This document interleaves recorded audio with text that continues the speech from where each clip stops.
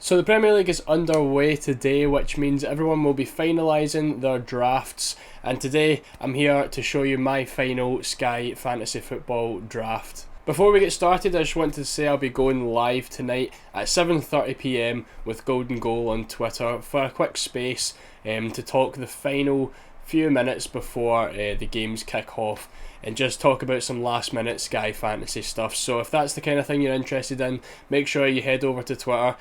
My Twitter is in the top left hand of the screen, and you can jump over there, set a reminder for 7:30, and you can come in and listen to us as well. But let's get straight into things. So here we are once again on the website, and this is the first team I'm going with. Now, if you watched the rating drafts video, you know I'm going completely back on what I've said about basically everything in that video, and I've picked Rashford and Colwill for this draft.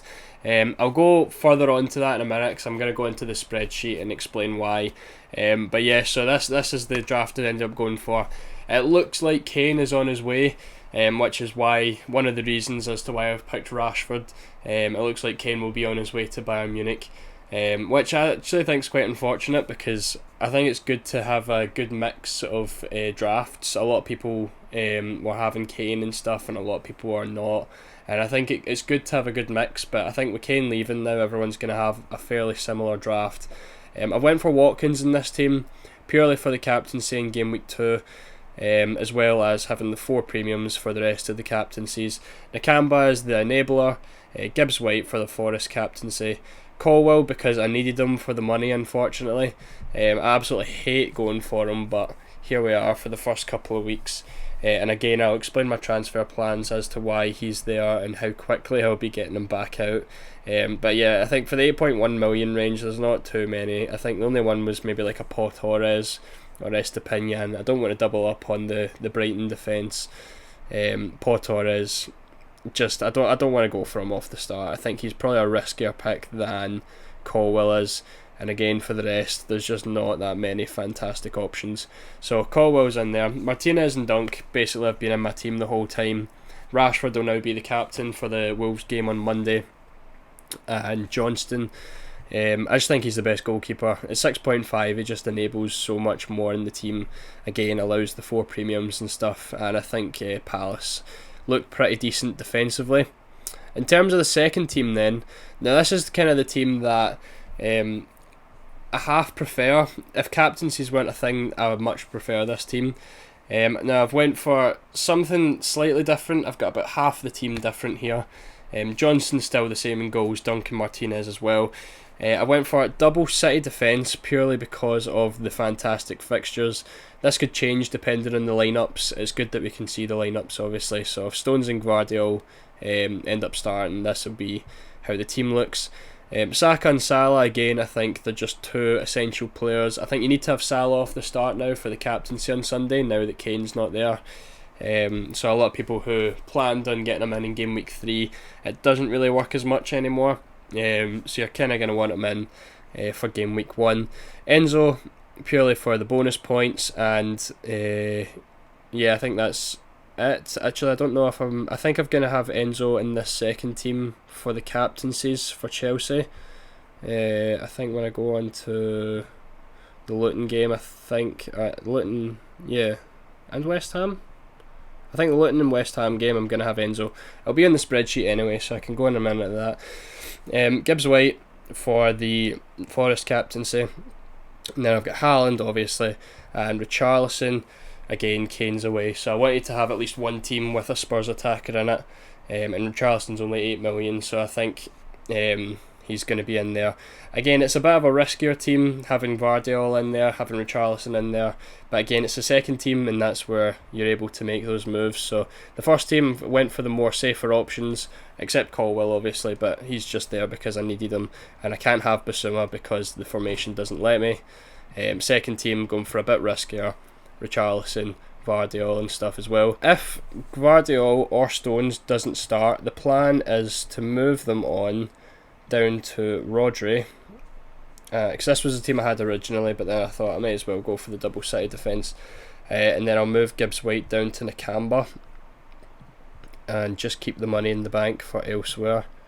So there's Nakamba there. So that's how the team would look if either either Stones or Gvardiol don't start. And yeah, that way I'm just gonna skip the Forest game, if that happens. Which again, I don't think it's the end of the world if you do so.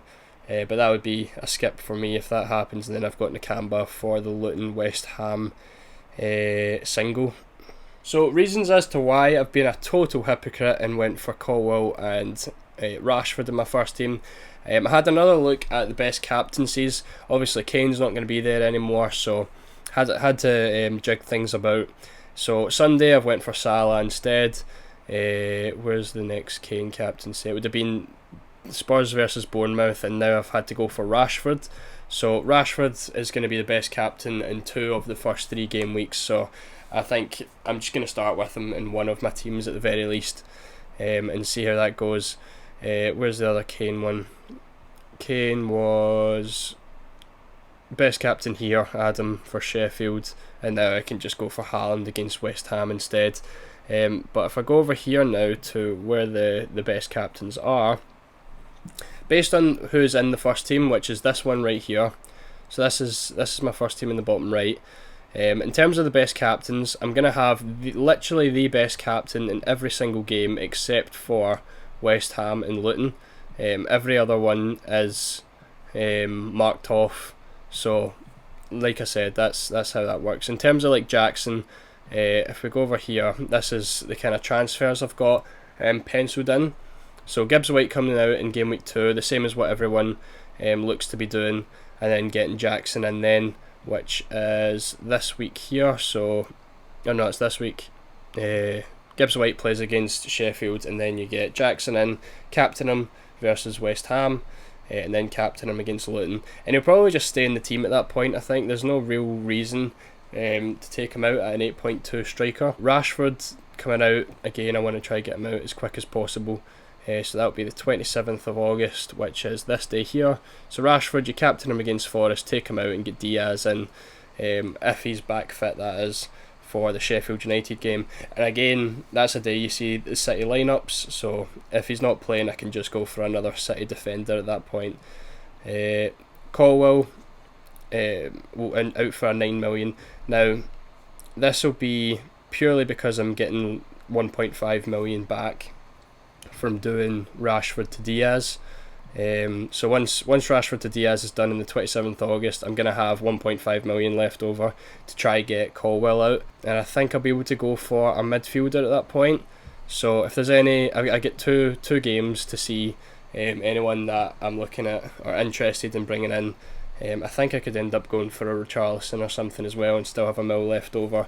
But yeah, I really don't want Colwill any further than like 2 or 3 weeks. So he's coming out as soon as possible.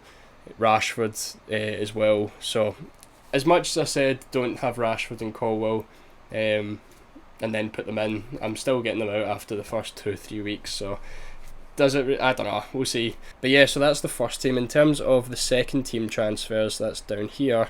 We're going for this team here with the transfers. This is the games I'll be getting them in for. Gibbs White's going to Nakamba on the 25th of August anyway, so as I said, if Gvardiol doesn't start, I'm just going to start with Nakamba instead. Because the money was available there, I thought I'll go for Gibbs White and then get that captaincy out of him, and then obviously get Nakamba in after his blank. So that will be for the Luton game against Chelsea. In terms of the next one, that will be Saka to Diaz, which is the 27th of August. So that's really when Saka's fixtures change. They'll be playing those 3 games from Saka. Then instead of playing that, I'll just transfer him into a side defender for these lovely fixtures there. So I think I think a lot of people are going to be doing pretty much the same thing. I've got Richarlison to Forest as well on the 18th of September, purely because Richarlison ends up having Arsenal and Liverpool, and that's the perfect time to get Richarlison out for the 2 Forest games, the single game days on game week 6 and game week 8. But as I said, for the first team, all the best captaincies are covered there. So that's the one I wanted to go for. Obviously with no Kane, no Spurs attack anymore. But I think I'm okay with that, to be honest. I can always wait and see with the Spurs attack. If Son ends up playing up front, I can transfer him in. You know, he's only 9.7 million. There's plenty of avenues there, especially with getting Rashford out. But yeah, so all the captaincies covered except Bowen. I'm not interested in that game at all. Nakamba covers that captain day anyway. And then I've got literally the best captaincy option all the way up to game week 8 with that first team. Second team's been a bit of a mix. I'm still going to have captains. I'm missing out on the best captains for a good few days, but it's more of a I don't know what the word is, like a carry on kind of team, just getting the bonus points and moving on. So we'll see which one does better, but I don't think there's going to be any changes to any of these teams before the deadline. If there is, you'll hear it on the space just before kick-off. But other than that, I really don't think there's much else to say. If Kane ends up staying, it's going to be a total mess. I might end up, I don't know what I'm going to do if Kane stays. I don't think he will, and I think if he does, or if nothing really gets said about it, I'm just going to leave it anyway because I've sorted everything else out. It's going to be a big mess up in this team if Kane ends up staying, but again, I'll be posting any updates and stuff on Twitter, so as I said, make sure to go over there and drop a follow. But I think that is everything. As I say, that is the team there, just to give you a last wee look. And again, Rashford and Colwill are coming out as soon as possible, because I'm not too comfortable having them both there. I think Rashford's worth way too much and Colwill's too much of a rotation risk. But yeah, that is everything. Hopefully you enjoyed. Let me know in the comments if you've settled down on a draft or if you're waiting to the deadline or whatever, because it feels like transfer deadline day today with all the news going about. But as I say, let me know in the comments, leave a like and subscribe, and I'll see you all in the next one.